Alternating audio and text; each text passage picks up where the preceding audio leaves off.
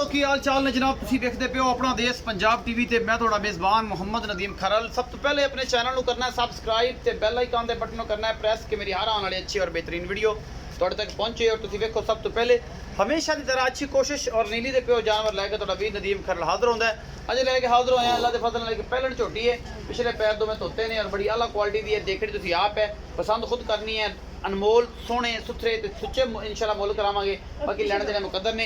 यह झोटी है जी निक्की निक्के सिंह ने जनाब, दोनों अखा सफेद ने, मत्थे तो बोली और चंगी खूबसूरत। ये झोटी अपना देश पंजाब टीवी की जीनत, कैमरामैन दी पूरी तसलियां और बड़ी सऊ असील झोटी अल्लाह के फजल जेडी है, बहुत चंगी है। बाकी कैमरे की नज़र है, कैमरामैन पूरी तसलियां तुम दिखा रहे हैं। ये झोटी अल्लाह के फजल नाल इंशाल्लाह तुम पसंद आएगी। 8 तो 7 दिन लैंदी है सोन नूं, 10 दिन लै जाए, 5 दिन लै जाए, 6 दिन लै जाए। बाकी जनाब माशाल्लाह बड़ा खूबसूरत है माना, बहुत खूबसूरत थान, पिछले पैर दोवें धोते हुए ने, पहलन हैगी है। और जनाब कैमरामैन की तसलियां दे नाल तुहाडी तसलियां ने और इंशाल्लाह साड़ियां तसलियां तुहाडी तसलियां ने, तुसीं अपनी तसलियां करनियां ने। बाकी तुहाडे वीर ने पूरी कोशिश करनी है। ये पहलन लैके हाजिर होए जी अल्लाह के फजल नाल माशाल्लाह बड़ी मूरत वर्गी झोटी है, सोहना थाने, पहला सुआ सुंदी है, सात डुडा इंशाल्लाह चक देवेगी।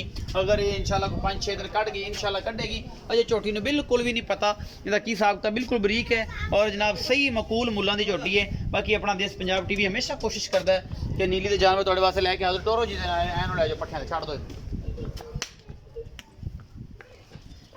सोहनी झोटी है, अल्लाह के फजल नाल पूरी है, हर पासों कोई कमी कुताही नहीं है। बाकी लेने देने मुकद्दर होंदे ने।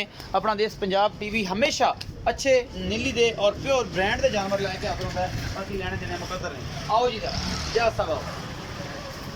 अस्सलाम वालेकुम जी। वालेकुम यार भाई की हाल ने? अल्लाह दी करा ठीक हो भाई। यार जी झोटी दिखाई है कितना सुआ सुंदी है? ये पहले ने ये पहलने कितने दिन लैंदी है? 5-7 दिन लै जा। 5-7 दिन लै जाएगा अजय भी माशाल्लाह, फिर तो होर सोहनी हो जाएगी।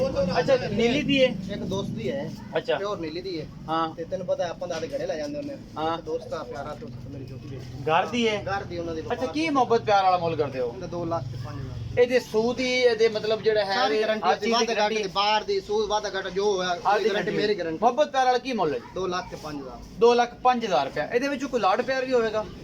पूरे 2 दी दे।